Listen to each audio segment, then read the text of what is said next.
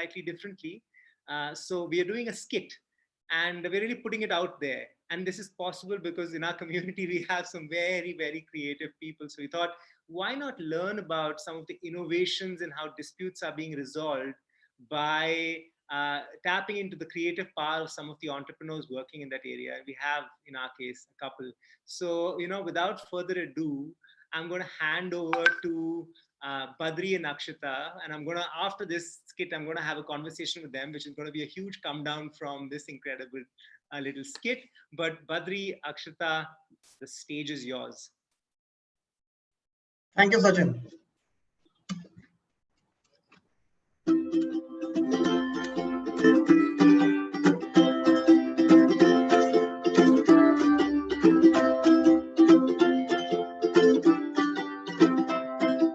Hello, wonderful beings. Welcome to Charcha 2020.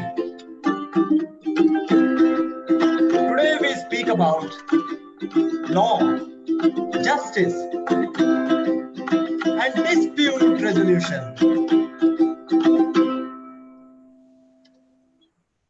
Conflicts. What a beautiful concept if you actually think about it. The faster you figure out how to resolve your conflicts, the sooner you evolve. It leapfrogs us to a path of success, a path of evolution, and of course, a path of progress. Today we tell you the story of human beings and their evolution, and disputes and their resolution.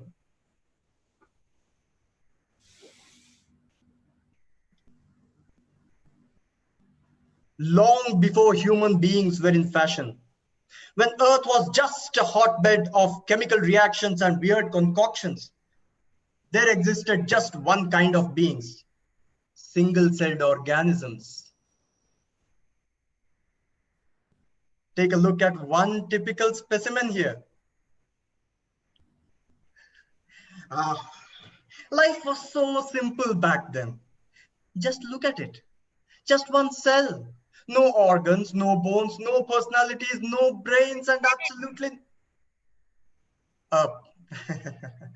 sorry, little brain. You know what I mean. Now, evolution tells us that single-celled organisms needed to come together. But do you think that just happened the first time they bumped into each other? No. Each cell seemed to have some dispute with one another, and they kept avoiding each other. You know for how long? For 3 billion years. Yeah, 3 billion years. 3 billion years? Yeah. That's like the runtime of Balika Vadu. Yes. So long story short, the first ever dispute took 3 billion years to resolve before the single-celled organisms finally learned to collaborate. Because if they had not, we would still be floating around trying to keep our nucleolus from leaking into our endoplasm. Yeah. And then fast forward and you know the drill. Multicellular beings rapidly evolved into millions of species, waterborne, airborne, landborne, and then we humans came in. Yes, and we banded up together into villages, kingdoms, and better still, civilizations. With the evolution of human minds, we got systems, we got new races, new rules, new traditions, and of course, new disputes. And disputes need to be resolved to evolve further.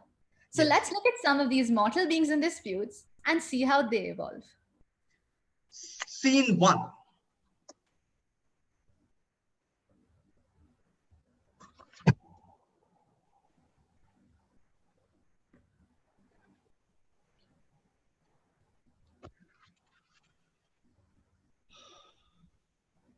Hey,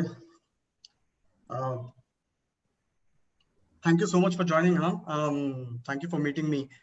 I hope you're not too busy, I needed some help. Yeah, no problem at all. How are you and how come you remembered me all of a sudden? I'm good. Thanks. Well, not so good actually. I wanted to meet you because, you're a lawyer, and I got this letter from my bank today. It says they're going to initiate a legal notice on me for not paying my EMIs. 1 second, 1 second. So, why haven't you paid your EMIs? Yeah, I lost my job. But can they just put a case on me like this? Those annoying calls from the bank, I just stopped picking them. I'm really in distress, and now I feel harassed. But I didn't know they could just put a case on me. I just wanted some time to pay up, okay? I don't know what to do now. Okay, first, stop panicking. We can figure this out. Have you checked if the bank has started using online dispute resolution? Because lots of these banks have started providing this option now. What is dispute resolution? I don't know. I'm just one customer out of millions, okay? And if they, I don't know whether they will even care about the fact that I lost my job and I'm taking care of family of 6. I just need some time, okay? That's all I'm asking for. They need to know this. But will they even listen to me? Of course. And you can just figure out a new payment plan that works for you as well as the bank. Both of you are happy at the end of the day. And how can I even figure this out myself? What if I get cheated by them? Banks will only give a solution that's beneficial for them, right? No. So there are online platforms to help you with this. You even get a neutral person who can help you and the bank work through an issue. So also, please remember that if you need me, I'm always here for you. But Thanks. in this case, I'm fairly sure you can manage on your own. Really? I don't think there's a harm in trying, right? So let me just take a look at that today. Yeah, because I've heard this works. So give it a try. And it seems like a really straightforward matter. I think you can just figure this out like this. Great. Scene 2.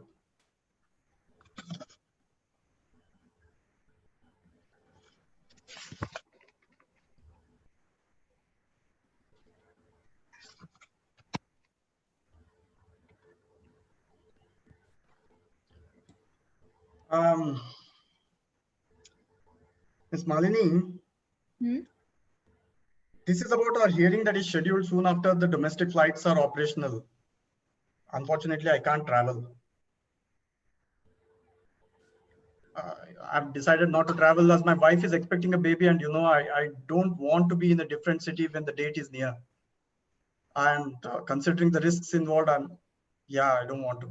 I understand, Mr. Verma, but we've already lost 8 months. First, to get the date that works with everyone. And then on top of that, this lockdown. See, we need to book flights, we need to book the hotels. We can't keep the matter hanging like this for too long. The disputing parties will be quite stressed. The arbitrators also. Oh, God. Yeah, that's right. It's true, but wait. Do you think it will work if I join remotely or video conference or something? I don't know, Mr. Verma. What? We need to check with the arbitrators. But first, if you are attending remotely, then I can also do so. Yeah, I don't see a reason why not. I was just kidding, Mr. Verma. But I was not, Miss Malini. In fact, we can all join in remotely. The arbitrator, the parties, and even the witness. No travel, no spending on stays, and we save so much time as well. Come on, Mr. Verma. Let's not reduce a hearing to a mere Skype call. It's a high value case. We can't take it this lightly. Miss Malini, we are in an era where the surgeries are done remotely. And I'm not proposing anything that is not done before, right? So have you heard of ODR? Yes, I've heard of ODR. But do you think it'll work in the kind of cases that we deal with? Why not? I think it will. I think even the parties will be happy. Let's give them ODR. What do you mean, let's give them ODR? It's not demonetization, no, that you will just give them and that they will take it? Yeah. Scene 3.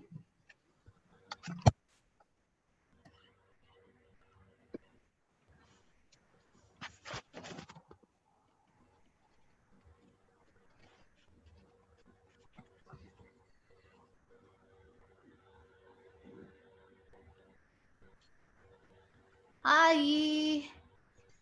Ooh, what are you eating? Sure, looks damn fancy. Fancy. Yeah. Macha, this is uppitra. And that too I made. Hmm. I think you have some internet issue. Check. Fancy it seems. I've eaten some 100 plates of uppit in this lockdown. Okay. Really, can you see my tears from the Zoom call? Yo, don't worry, we're all in the same boat. I miss ordering food too. You just imagine some tandoori chicken right now.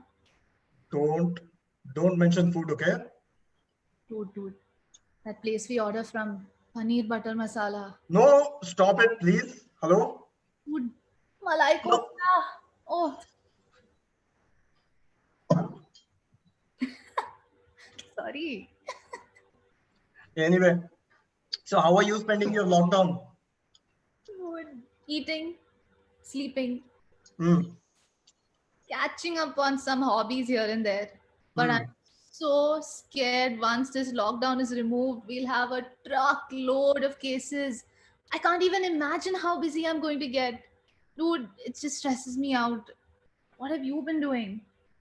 I'm eating truckloads of uppit and attending equal number of webinars. I'm waiting for this lockdown to end badly, okay? And you're scared of it, it seems. Don't you miss going to court? No, of course I do. But if I sit like this without working on cases, then we'll just be overburdened later, man. Hmm. Yeah, true. But you know, I saw one webinar last week. They were Hmm. talking about how all these disputes can be resolved online only. Think how funny it will be, no? Judge will be like, order, and the lawyer will be like, sir, I can't hear you. And witness will be like, he will be typing a message, power went up in my house.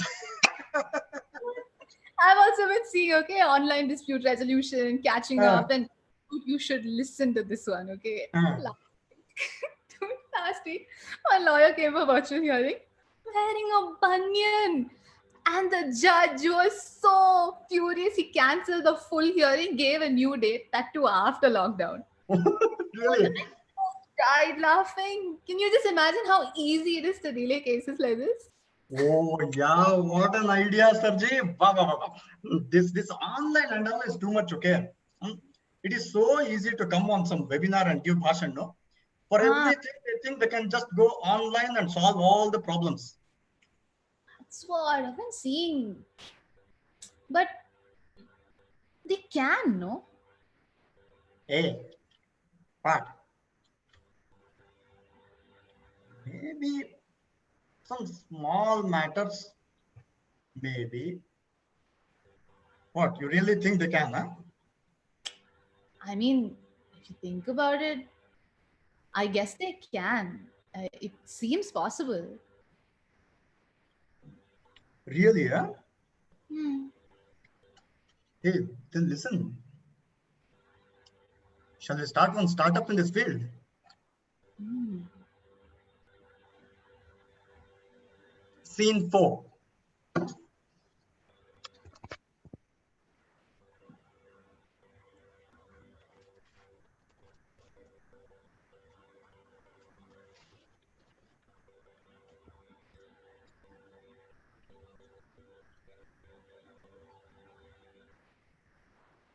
And this lockdown is feeling like forever. Yeah. I heard, uh, I heard something. Some dispute with your music venue, it seems. You want to tell me about it? Yeah. But not in a full-blown musical, okay? Just tell me. Ask. Okay, here we go. So, what did the venue say for not paying you? Listen. So they came to me and they were like, I'm begging you for mercy. Why won't you believe me? He said, I'm begging you for mercy. Why won't you release me? And I was like, hello, you release my payment first. And they were like, please just waive off the due payment now. That's what they told me. What? Can you What? And what did you say? No, wait, just tell me, okay? Hmm? I was obviously like, Ah. I think I've had enough. I might get a little drunk and I say what's on my mind. I might give you a little time, 'cause all of my kindness is taken for weakness. Now I'm for that. Okay. So that's what led to the nasty showdown. Hmm? Uh, and If you actually think, no, don't answer that. Just tell me what happened then. dude, then obviously, like, we fought, and yeah, I may have said some things, but you will not believe what he told me after that. What? He said, Anika, if we can't resolve this, I think we should just take it to court. Quota. Take it to court. And I was like, they try to make me go to court, but I said no, no, no. Yeah, we've got a tip, but that is not the path we will go. 'Cause I ain't got the time, and if my lawyer thinks I'm fine, they try to make me go to court, but I said no, no, no. No. I got it. Now, just listen to me. What if I tell you you don't have to go to court and use that precious time to learn some new songs and do some more shows? So that cops come in while I'm performing, drag me in front of the audience. You want to know what the perfect song for this moment is? No. Sorry, I don't want to, and that moment will not arise. You should use ODR platform to resolve your disputes. Sit at home, chill, go online, settle your dispute. You may you may even get some free food as a complimentary for lifetime from that music venue. Who wouldn't want that? ODR. Online dispute resolution. Yes, that's right. Free food. Yep. ODR. Oh, why haven't I thought of this? ODR. Sounds good, no? Yeah. Shit. Feel like singing. ODR. No. It's just. I see the light, and it's like a fog has lifted, and at last I see the light, and it's like the sky is new. Did you go? That's rude.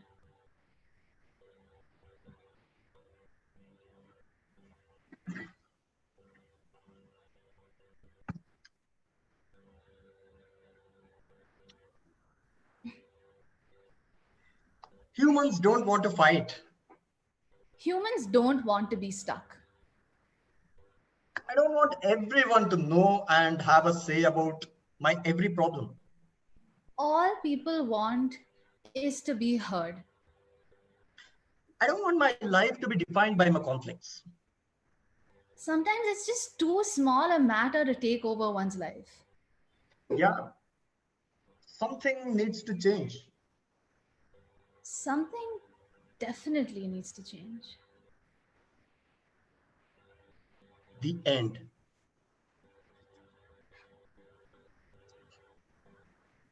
Oh my God.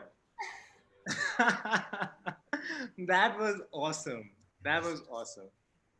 That was fantastic. Really, I'm just soaking it in. What Thank talent. you. What talent. What talent. And one thing is for sure, I don't know, I'm hoping that those startups, of course, become wildly successful. But if they don't, you guys don't need to worry about jobs.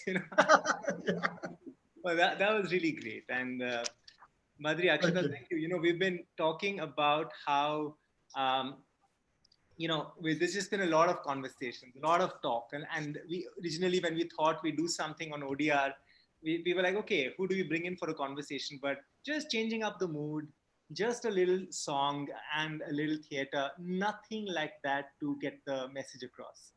So yeah, I have a few questions for you, just to I know it's going to be a huge come down from the incredible theatrics first half an hour, but I'm still going to lean in and ask those questions, and hopefully it won't be too boring.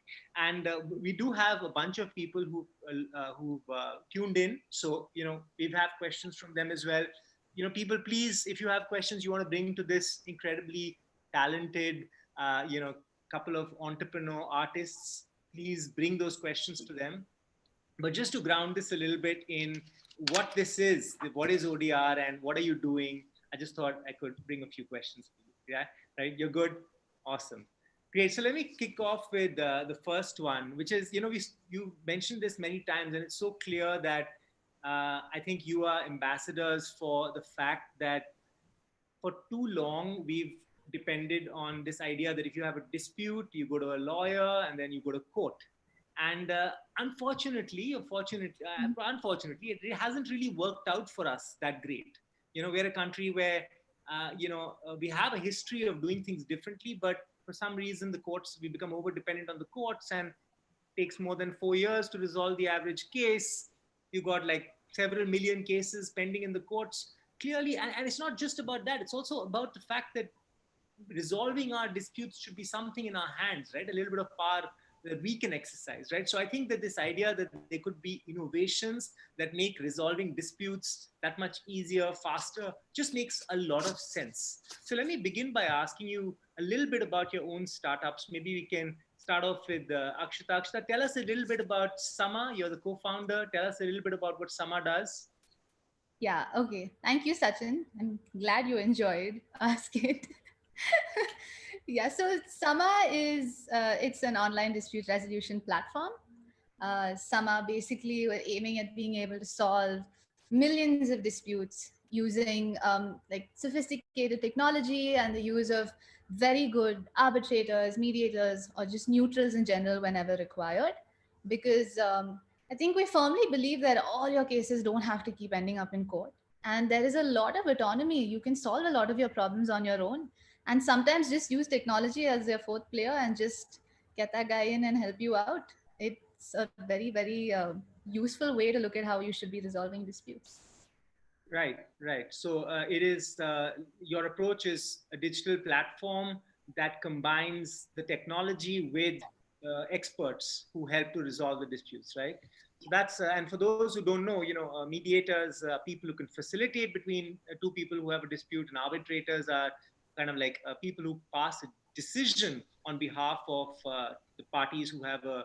So it's slightly different. It's a different process, but these are both mechanisms of resolving disputes. Badri, what about CODR, Center for Online Dispute Resolution? Tell us a little bit about CODR. Yeah, so CODA, we call ourselves as dispute resolution orchestrators. So we want to make dispute resolution effective, be it online or even offline. So we provide services end to end as well as modular services, which can just plug into any stage of dispute resolution cycle. So again, as I said, be it offline or online. So we want to make the resolution process effective. So we have arbitrators and mediators on the panel. We provide them. So we have the platform itself, which can be availed as for case management if somebody wants to take that.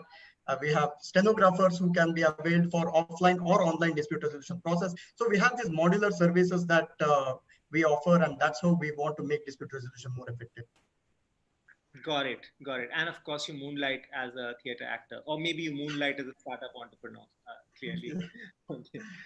And so just thinking about it from the consumer's point of view, like an ordinary person, if I am say a designer, I'm a freelance designer, and maybe Akshita, I can ask you this question. I'm a freelance designer, and oh God, we have our share of disputes like payment issues, and the work I gave is not something that you asked for, even though the scope is clearly about that work. How do we make this happen? Because very often people aren't willing to come to the same table, right? Like they're not willing to come to the table if there's a dispute. Some people actually feel like staying back and saying, okay, go to court, figure it out. So how do we, Akshata, how do we actually get people to come and so that the dispute can be resolved? Yeah, so the anytime there is any scope for conflict, and as we know, conflict is inevitable. So even in the freelancers world, it is so important to protect and secure yourself, protect and secure your work. And when you do that, you de facto protect the person that you're working with as well. So what we usually tell people, and what a lot of freelancers have been doing as well with us, is they just insert, let's say, like a summa ODR clause whenever they're doing any sort of work. When you just insert a clause, you're just protecting yourself. So the next time a conflict does arise, you're going to make sure that you're collaboratively trying to just get this resolved first before dragging each other to court or letting it even escalate to like a nasty dispute. Correct. So this clause in the contract will then make sure that the other person has to use this alternate mechanism, right? Whether it's mediation or it's an arbitration, right? Like this clause is important. So if there is a case where someone has a dispute with someone, but there is no such clause in their contract, then you'll still have to get the permission. You'll have to somehow get the person to buy in, right? Like, Yeah. so that's okay. That's interesting to think about. And suppose you do take this, kind of alternate path. And I'll ask both Akshata and Badri this. Akshata, suppose you do take this alternate path, and a mediator helps you come to a conclusion, and you kind of say, okay, agreed. I will, to take the designer's example, you know what? I will take 50% of the payment. Something like that. How do you what about the fear that people won't keep to their word? I mean, is this worth anything? Like, in the sense, is there any weight attached to this conclusion? Is that a fear? Okay, so this is a common question that arises. So I'm glad you did bring it up. One, the way that you're even resolving the dispute, you're using collaborative methods to do so. So you're actually, the final decision that you both are taking as parties is something that you've come up with. There's a lot of autonomy involved. So there is a general ecosystem of respect when like attached to processes like this. But that being said, even how it works at Sama is usually we're doing conciliations or arbitrations, or even if there are mediations happening, like Sachin mentioned, there are different processes. There are laws. The Arbitration Conciliation Act makes it a legally binding award. So you are not walking away with just a random piece of paper where you've decided something. You're actually walking away with a legally enforceable document. Aha, I get it. Badri, you want to add to that? That's really Yeah, so mostly I echo with what Akshata just said. So if I distill down the question, it is mostly what most people ask us, is it even legal? So that's what we tend to answer most of the times, because we are following the act and the processes that is upheld by the court itself. The award given by an arbitrator, even if it gets challenged, the court will look at the processes that are being followed. And if the processes are followed to the T, there is no reason why the court will even uphold the challenge itself. I see. So there is a kind of recognition for these processes that can be. And, I was chatting with a young friend of mine who's also working in the space, and he joked saying that before COVID, of course, all jokes about COVID, you have to be very careful because, COVID is the dark place. He said before COVID, ODR was online dispute resolution. And after COVID, it's the only dispute resolution. You can't go anywhere. You can't go to the courts for those things. You can't, go across to your lawyer's office if you have one. So what has happened as a result of COVID? Let me ask Badri, what has happened? What have you seen? And why is it that COVID has accelerated the need for developing online dispute resolution so tremendously? What has happened? Yeah, so it's something that we have learned after the COVID impacted and lockdown came in and all that. So that's when we have learned what the impact of COVID is on online dispute resolution. So although before COVID, we were actually going and meeting everybody, trying to convince them to use online dispute resolution, what was lacking was something that we only know now. For example, we were talking to people who have not even used Zoom in their lives. So we were talking to people who were using technology to an extent that will help them survive day to day and not necessarily overcome barriers that they undergo every day. So so we were only now we came to know that we were talking to those people because they came to us and they didn't know how to use Zoom. So, and then now we know that, so now they are converts, right? So now they have used Zoom, they understand that technology is already efficient.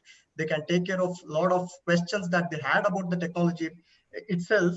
And now they've started to believe more in online dispute resolution. So that has helped us. That has created more and more conversations around ODR. And that has enabled us to go and show the platform and the services to a lot more people who are influencers in the field. So who would otherwise not have devoted their time to us. I see. Akshita, you want to add to that?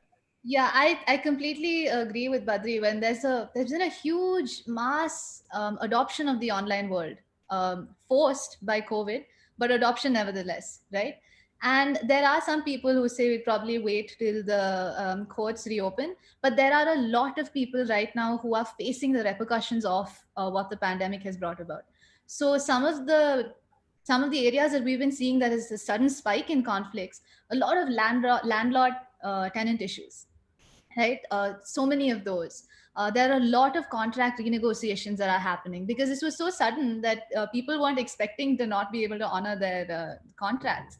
And so we've been seeing a spike in these disputes. And since there is no other way, and it's like the only dispute resolution that's available, people are now looking at it, using it once, and they're like, why didn't we use this before? Like, Yeah. so we do have some converts, which is, it's nice to see, and it's nice that they're using it and then they see the value and then they're moving to it.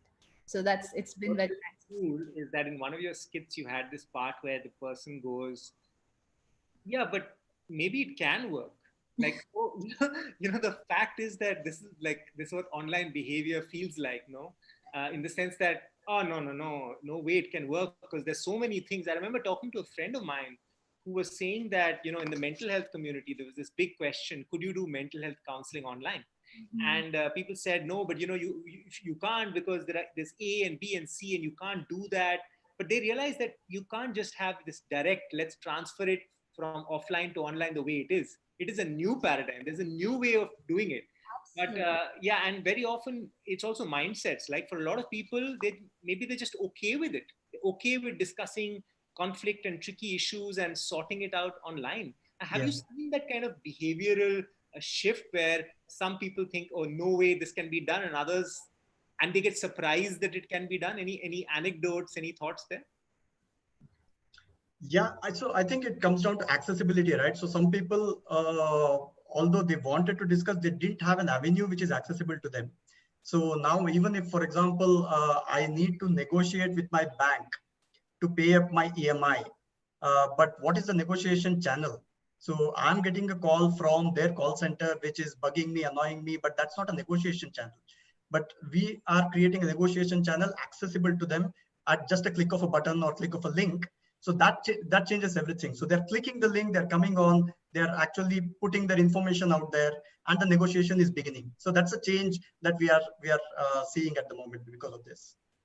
I just remembered a funny story that happened with us, where someone used it, resolved their dispute very quickly, and then said, "Dude, it happened too fast.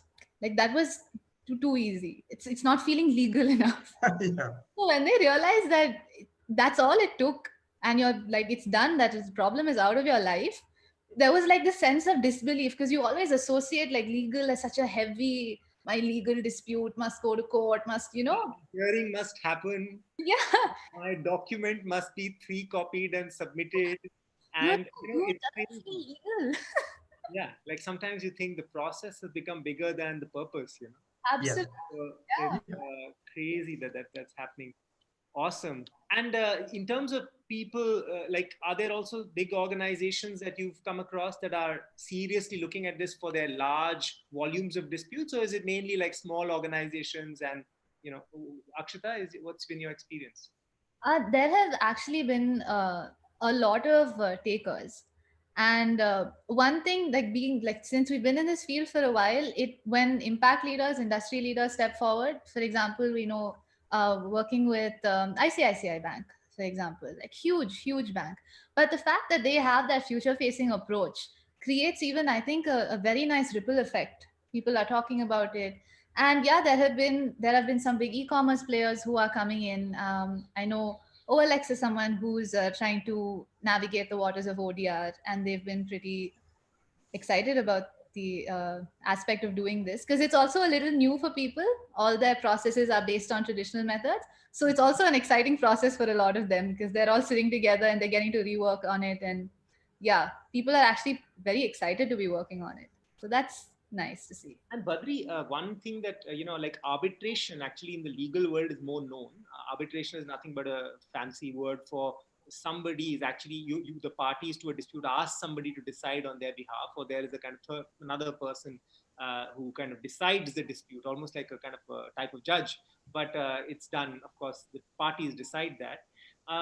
But that historically, that was super expensive, right? Like that's the image, right? Like Yeah. judges, arbitrators. Is there something new that you're proposing about like who can arbitrate that changes the game? Because that was unaffordable for most people. Yeah, absolutely. So we need, I mean, most of the cases, the kind of values of cases that we are dealing with, it's absolutely prohibitive to go to the arbitrators that exist out there today. So we are building a pool of arbitrators, a large panel of arbitrators by training a lot of experts in various fields. For example, it could be a CA, it could be a retired banker. So they have domain knowledge. And we are training them with the knowledge and processes of arbitration, and also they are undergoing a role play as arbitrators before we empanel them as arbitrators on CODR.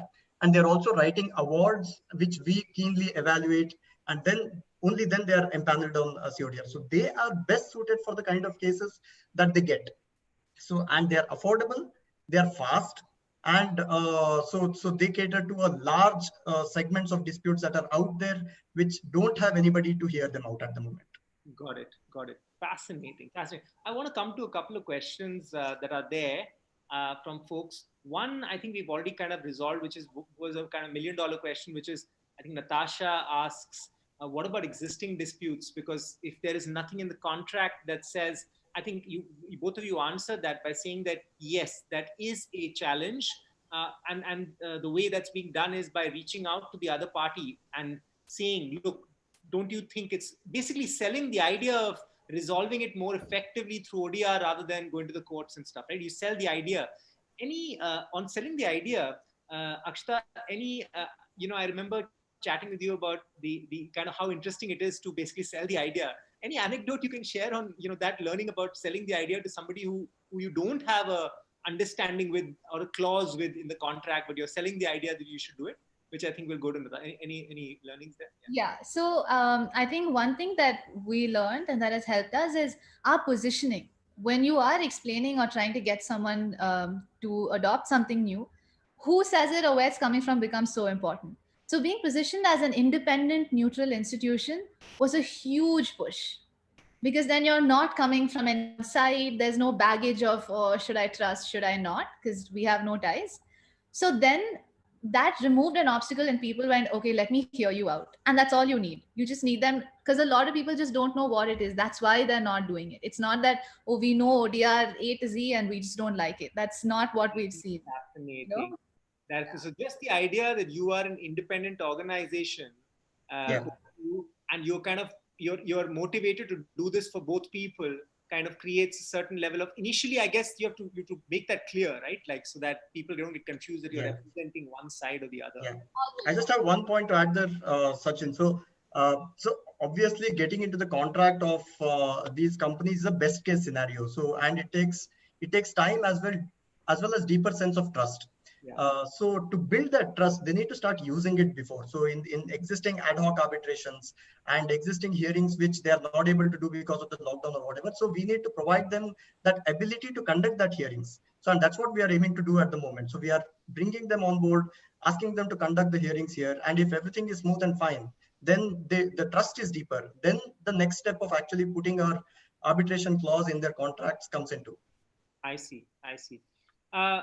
So just continuing with the questions, there's another question on the fact that there's been a lot of talk about the courts digitizing.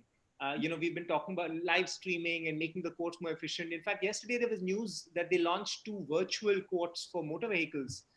matters. And so all sorts of stuff seems to be happening. Imagine a scenario where the courts are super efficient. Is there still need for ODR? What's your take? Maybe Badri, you can, I can come to you. I think that's a boon for ODR if that comes in. So if more and more people start going online to resolve disputes, even if it is court or otherwise, I think the ODR will flourish, mainly because the kinds of disputes that each one start catering to. And ODR is largely technology driven. So for example, if somebody who can get into automation of entire dispute resolution process, it has to be the ODR platforms and may not be court.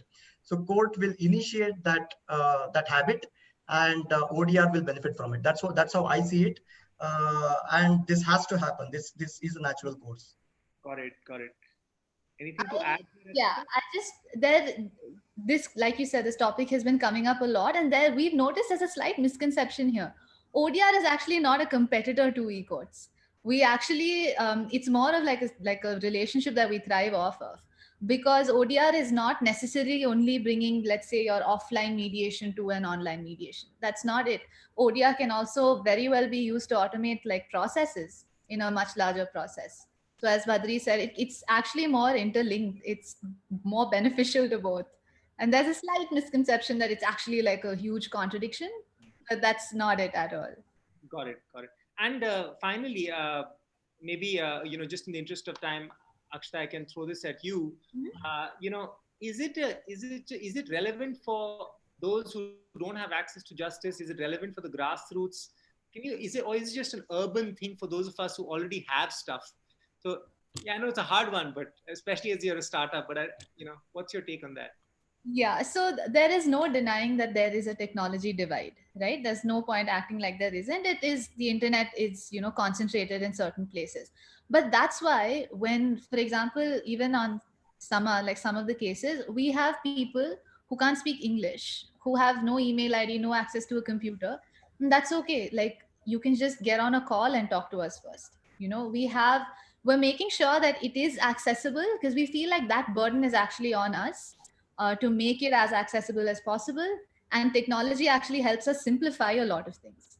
Right. So this is definitely not, it's definitely not someone that's just for the urban folks, if that's how it might be seen, but definitely not. And it may take a little time for everyone to use an end-to-end online. I come online, I chat, I finish and leave.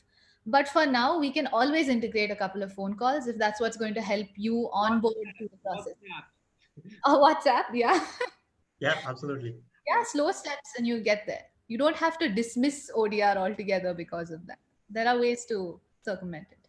I see. Fantastic. Let me see if there are more questions. Are there?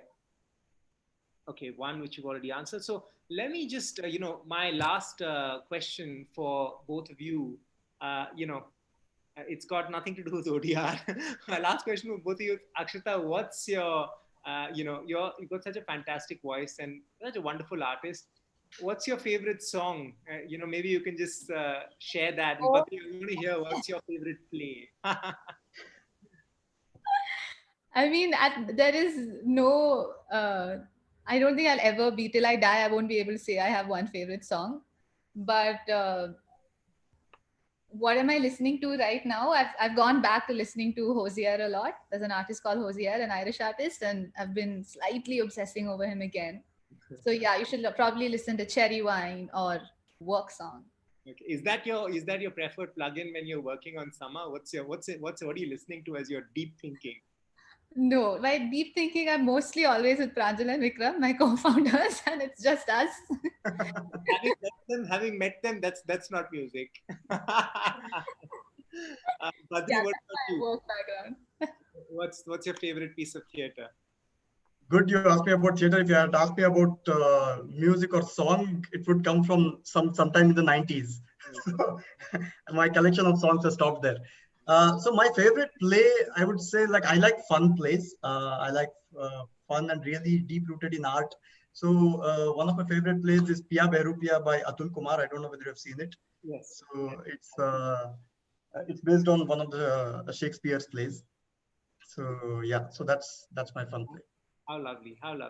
Great, thank you. I'm sure that this keeps the creative juices flowing as you're creating both on the startup front and on the personal front. Let me thank you so much. Let me just quickly a couple of important things for everyone to keep in mind. One is tomorrow's sessions. So looking at tomorrow's sessions, we have two amazing conversations. Oh my God. One is, I think, something incredibly relevant, which is how do we make every relief rupee count? I mean, just think about that.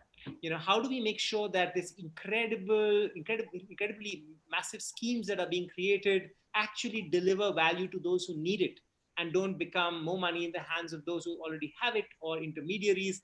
And for that conversation, we have an incredible group of people. We have Aniket Dogar from Haq Darshak, Jayashri from Nazdeek, Raghav from Ajivika Bureau, Abhay Jain from Zenith, and moderated by Professor Ankur Sareen of IIM Ahmedabad. If you're familiar with this sector, this is a great group. This is really the pioneers who are working on the ground with migrants and communities who are doing really cutting edge work. So do be in this conversation, because I think it's not just about understanding the sector. It's as a citizen understanding, where do you need to lend your support to make sure that this massive allocations that are happening actually deliver value to people who need it the most. The second conversation tomorrow, this is just fantastic. I mean, seriously, this is a bit of a coup to get these wonderful women on the same panel. And my colleague Gaurav Jain, who himself is a journalist, will be interviewing Barkha Dutt and Faye D'Souza.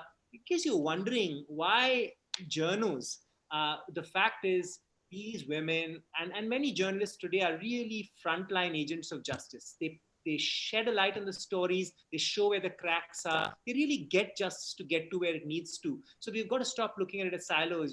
That this is not about where's the judge, where's the lawyer. That's last check. Badri and Akshita are not lawyers as well. Are not practicing lawyers or in the formal profession as well, right? In fact, Badri is not even a lawyer, which is Badri. High five.